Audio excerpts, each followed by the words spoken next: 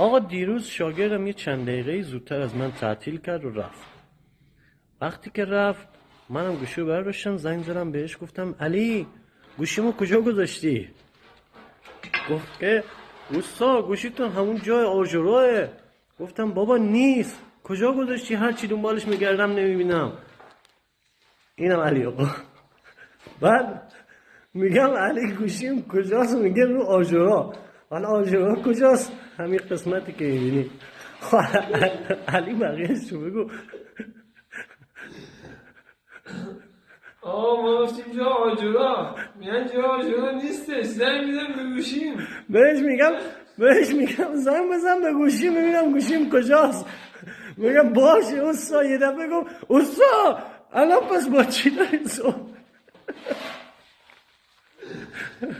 میگم زن است با چی داری صحبت میکنیم؟